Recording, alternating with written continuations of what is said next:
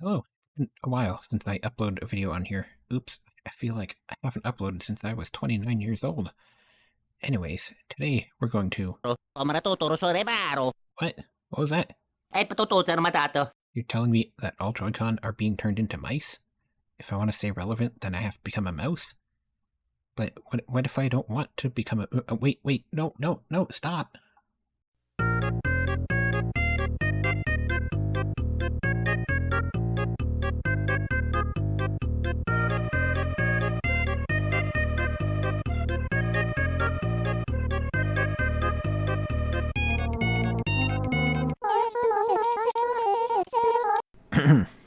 Sorry, something was stuck in my throat there.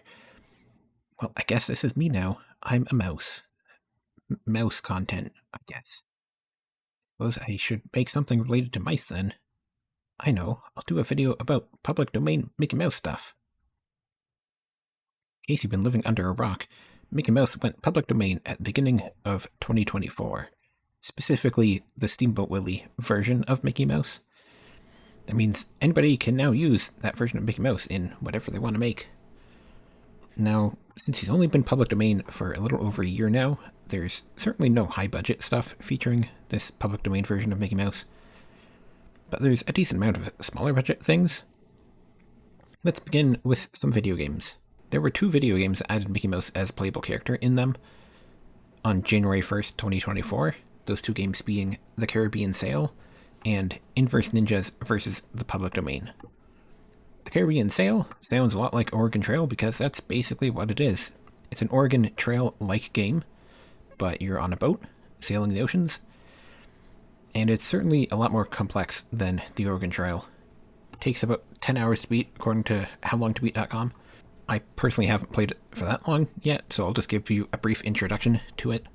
In order to play as Mickey Mouse, all you have to do is name the captain of your ship Steamboat Willie, and then when you're selecting which kind of captain you want, you just click left and you will get Mickey Mouse there.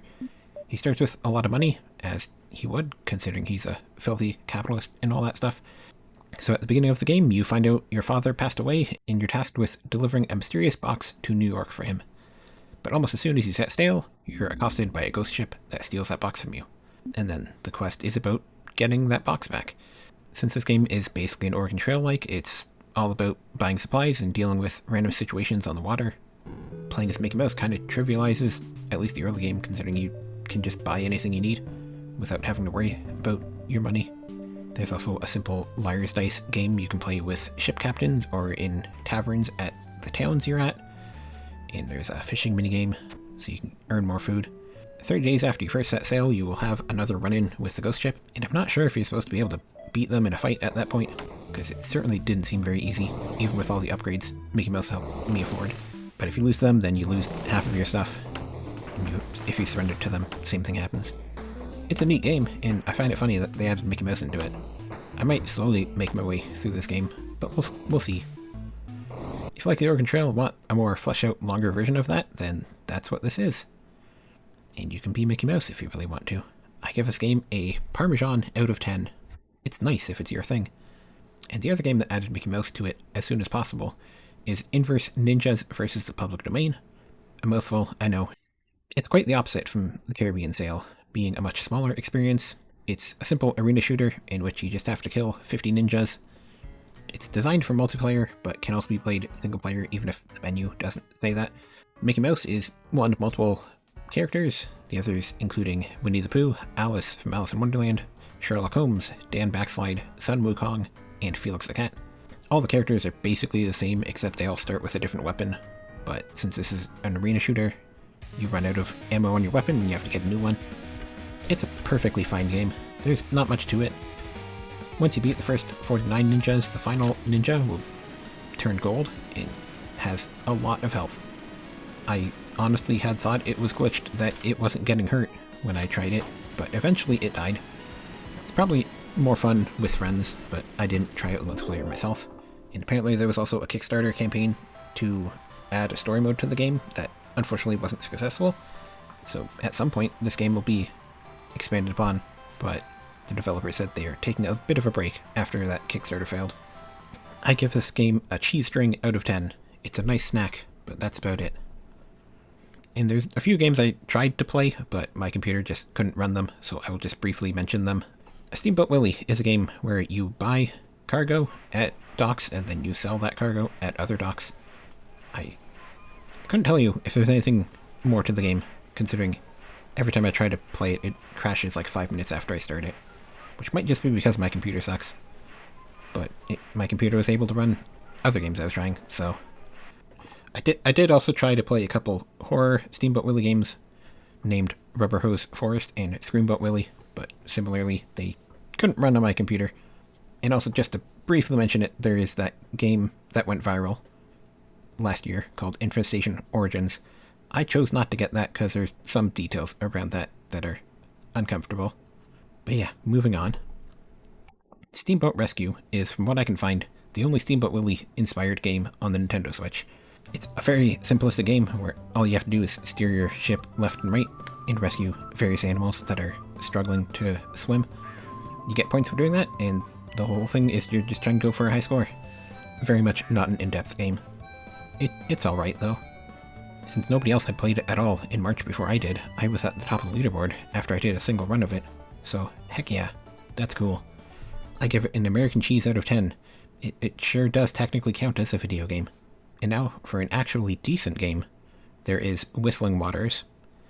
Whistling Waters is only aesthetically inspired by Steamboat Willie. It doesn't actually have Mickey Mouse, or Pete, or Minnie, or anybody, but it is very clearly inspired by the look of Steamboat Willie. At the beginning of the game, you sign a contract and find out you just sold away your freedom. You have to earn $1 million to get that freedom back. And to buy back that freedom, you have to fish. So you have a fishing line on the side of your ship, and you just wait for it to catch fish for you. At the same time, you also have to make sure the steering wheel never strays too far from the center, or the ship will get damaged and you have to repair it using planks you can either buy or find in the water on the opposite side of the ship as the fishing line, which you use a grappling hook to grab. You can also use that grappling hook to pull crates, which will get you new fishing hooks.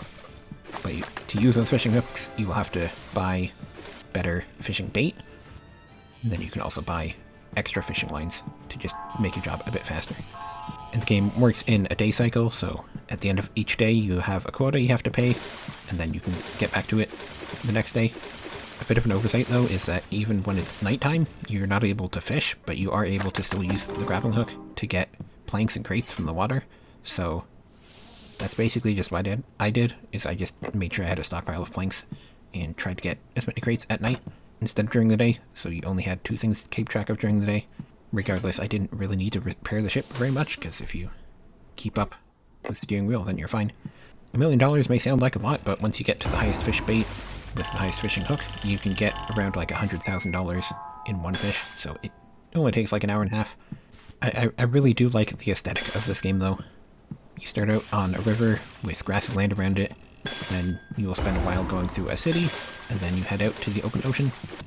Once you buy your freedom, there is a short endgame sequence, which I won't spoil, because it's somewhat surprising, and I do recommend checking out this game.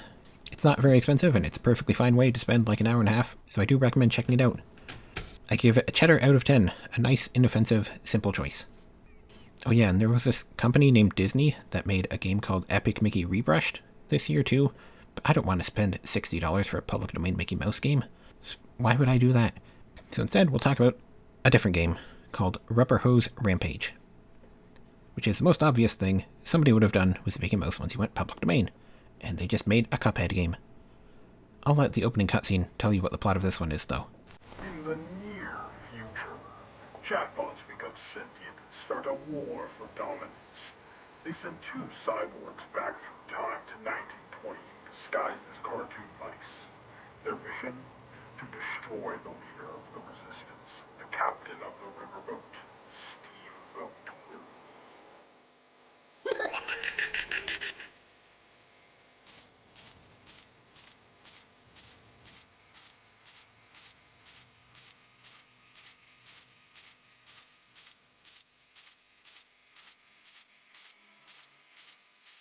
Yeah, the plot is out there. But beyond that opening cutscene, there isn't any other plot. Like, there's no more cutscenes. But yeah, this is basically just a low-budget Cuphead that's incredibly difficult. I'm not even good enough to beat regular Cuphead. And this game is, what if you took Cuphead and just made it so the attacks were not signaled well at all, and you just kind of throw random stuff at you. Somebody with more patience than me could probably beat it, but it's definitely not a game for me. I do think there's a charm to the idea of making a Cuphead game where you're playing as Mickey Mouse or Minnie Mouse, or the free DLC characters of Oswald the Rabbit, Popeye, or Felix the Cat, who was added literally as I was in the process of making this, and you're fighting against bosses that are just traced over animations from various public domain cartoons. I think it's an interesting idea, and there is a charm for it, for sure. And I did manage to beat it, because, fun fact, if you press Control, Alt, Shift, and D, there's a dev sheet that drastically increases your damage output to the point where it only takes about 10 to 15 seconds to kill every single boss. So I did beat the game. I even did a speedrun of it. So just to show you all the bosses, I'm going to go through all of them and rate them smash or pass. Please note, I am asexual, so this is a joke. Smash. Oh, that's a pass on that one. Pass. Smash. Smash. Pass on the chicken, but when it turns into a UFO, smash. That's just a cow. I'll pass. Pass on both the camel and the sun. Definitely a pass on this one too. That's a child right there. Smash. Those are just owls, and that's an angry moon, so pass. That also just looks like a child to me, so pass. Pass. Pass, but I would hang out with them. We'd be good friends. I'm not into bears. Sorry. Pass. And the only universe in which I would say smash to Tigger is if it's Pooh versus Bambi Tigger. So pass. You can't fool me. You're not hot, Grandma. Pass. I think I'm gonna have to go with a pass. Those are just flowers. Oh wait, it's Betty Boop. Smash. I don't like old men. Oh. Also passed on the monster. Again, I don't like old men. That's a pass. Again, I don't like old men. Pass. And there's Pete, who's also a pass. Pass. Pass on everybody in this boss fight. Pass on Popeye, but smash on Olive Oil. And pass on everybody here. But yeah, that's Rubber Hose Rampage. Although it does also, funnily enough, have a poorly coded Bomberman clone in it as well. Which apparently is playable with up to 4 people. The computer players definitely don't know how to play Bomberman though. They're not very good at it. I give this game a cheese curd out of 10. It's neat, but it could use some gravy and fries, if you know what I mean. There are also some other Mickey Mouse public domain games that I've seen that are coming out soon. I would like to give a shout out to Mouseiker, which is a very Pizza Tower-esque game, which has a demo, but I didn't play it, because personally that's a lot of visual noise for me. But I know other people like Pizza Tower, so check that out if it sounds interesting. Another game I'd like to shout out is Public Domain The Game. It's a neat looking puzzle platformer in which every single game element is a public domain screenshot, including the player character being Mickey Mouse. But video games are not the only thing Mickey Mouse has found himself in going public domain. He's also been in a couple movies. One of which I'm sure you've heard about, which is The Mousetrap, that went viral back in January of last year. I would like to preface this by saying that I enjoy the Winnie the Pooh Button Honey movies. The first one's messy, but enjoyable, and the second one I think is a genuinely well put together movie. Those movies are horror adaptations of Winnie the Pooh that are made by competent filmmakers. So really the only reason to call those movies bad is that you don't like either B-movie horror movies, or you just don't like the idea of Winnie the Pooh being a horror movie. That being said, though, The Mousetrap is a bad movie. Like, really, really bad. I think the idea of a horror movie adaptation of Mickey Mouse is interesting. I would like to see a good one. But this is not a good one. This movie is so obviously just a desperate attempt to profit off of Winnie the Pooh, Blood and Honey. It's just a desperate attempt to make easy money that utterly fails in everything it's trying to do. But what's the movie about? Okay, well, we're introduced to two teenage girls who work at an arcade, and their boss tells them that they have to work late because some rich teenagers rented out the place after hours, so they have to stay and work. And then the main joy goes into the mini theater in the back and puts on Steamboat Willie for some reason. And then he starts to hear a voice taunting him, and like Mickey Mouse disappears on the screen. And then he goes into a trance and pulls out a nearby creepy Mickey Mouse mask, and that's the villain of the movie. So, like, did he go insane? Well, no, because he has teleporting powers and a weakness to flashing lights, like a projector. So, like, something happened here, but I'm not really sure what happened. They don't explain it any better than just, like, showing him seemingly going insane. I guess you're supposed to think he's, like, possessed by the spirit of Mickey Mouse, which is an evil spirit for some reason. But, like I said, they don't explain any of it. We just see this, and then now he's out killing people and teleporting. Then you find out that the teens that rented out the arcade were friends of one of the employees, and they rented out because it's her birthday. The other employee ditched before they showed up, so it's just a birthday party, and then evil Mickey Mouse shows up to kill everyone. This movie is just really poorly written. Like, the dialogue in this movie is insane. To give you an example, there's romance plots in this movie, of course. So there's the jock dude and the nerd dude both like our main girl, that's the employee here. And there's also a lesbian goth girl who likes her. And that lesbian goth girl is one of the few survivors, because the framing device of the movie is that she's talking to cops in jail after the situation's all over. So here is the dialogue of our main girl telling the jock that she doesn't want to go out with him. You should know, I am still playing around with the idea of whether I'm gay or not, so... Yeah, they really wrote that, and they thought it was good.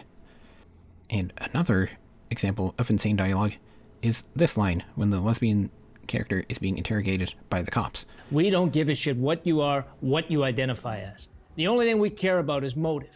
Why people died. This line is so bad that it has stuck with me for months since I watched this movie. Like, there are times where I want to say this movie is funny because it's a parody of Winnie the Pooh, Blood and Honey, but I'm not sure if it knows it's a parody. Sometimes it feels like a parody, other times it feels like it's an attempt to do a serious version of this idea. And you never want to have a movie feeling like it is both a parody and also a serious movie, you know? Mickey Mouse does actively choose to let the lesbian live, though, and he breaks her out of jail at the end. So I guess Mickey Mouse isn't homophobic. He's officially less homophobic than Piglet, who killed two lesbians in the first Blood and Honey movie. Oh yeah, and they are apparently going to make a sequel to this movie. They did an Indiegogo campaign to try to raise money, which didn't get anywhere. But don't worry, they said they apparently have $600,000 to make the movie from third-party sources, and they're just trying to make another $300,000. Which is confusing to me, because, like, this first movie feels like it's made with, like, $10,000. It definitely has a very low production value. It's a single location, there's, like, no special effects, and they clearly only did one draft of the script and just went with it.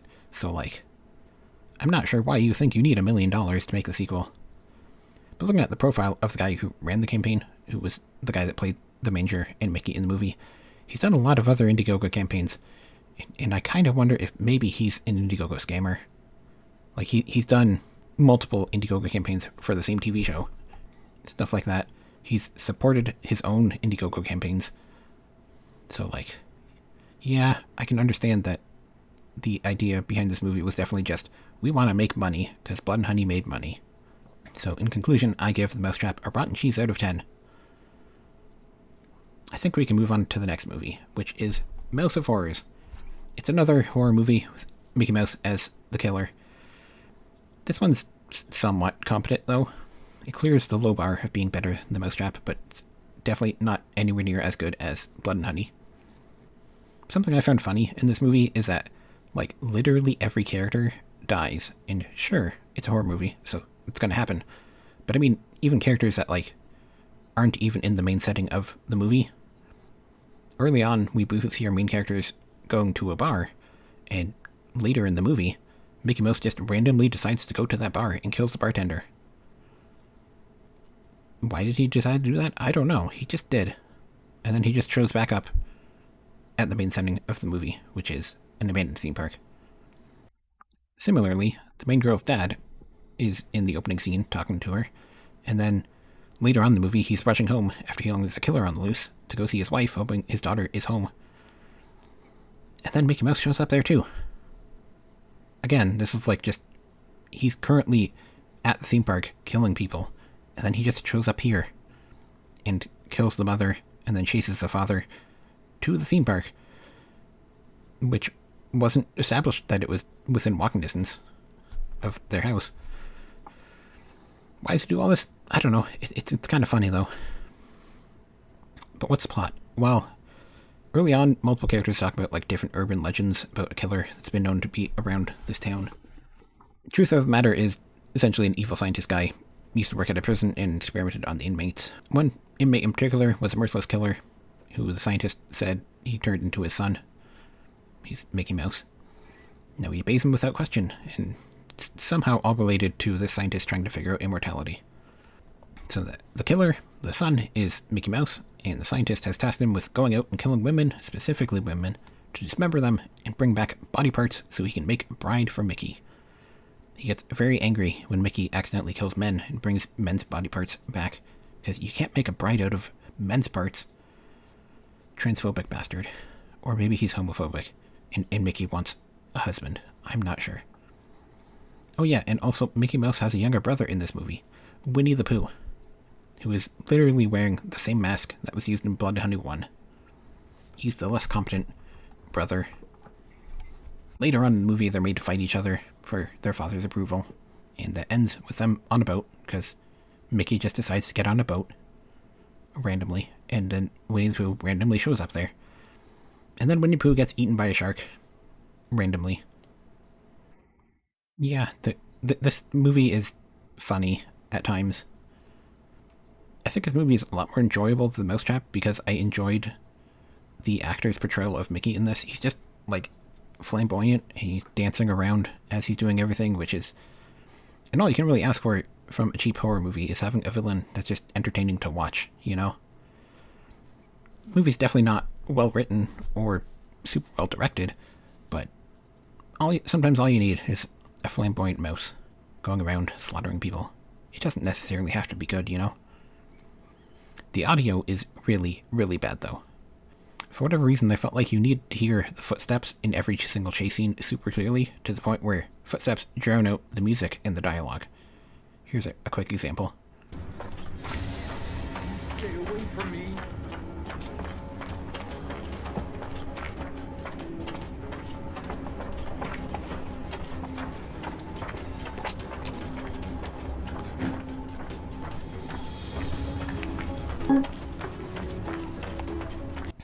Dialogue is difficult to hear at times throughout the movie, honestly. To the point where even sometimes the captions don't know what the people are saying. But yeah, like I said, you can enjoy this movie because the actor playing Mickey is silly with it. It's not a great movie, but it's a fun movie. I give a Cheese Whiz out of 10. Wouldn't call it great, but it's okay. Those are the only two public domain Mickey Mouse movies I've been able to find so far. But I know there's at least another one coming out on April 2nd called Screamboat from the producers that did the Grinch parody horror movie. I'm fairly certain there were a couple other Mickey Mouse horror movies coming too. But yeah, that's a simple overview of some public domain Mickey Mouse stuff that's released over the last year and a bit. If you're looking for other masterpieces, those really aren't here yet. You just gotta give it more time. For a couple quick shoutouts at the end here, I have a friend who made a Mickey Mouse public domain short film called Death of the Rat, which is on YouTube. The YouTube channel is egap98. It's good. I like that one. Another shout out I'd like to give is Sexarex on Itch.io made a GBA video version of Steamboat Willie, which makes me wish I had a GBA flashcard. But us mice are not allowed near Game Boy Advances ever since the incident. Anyways,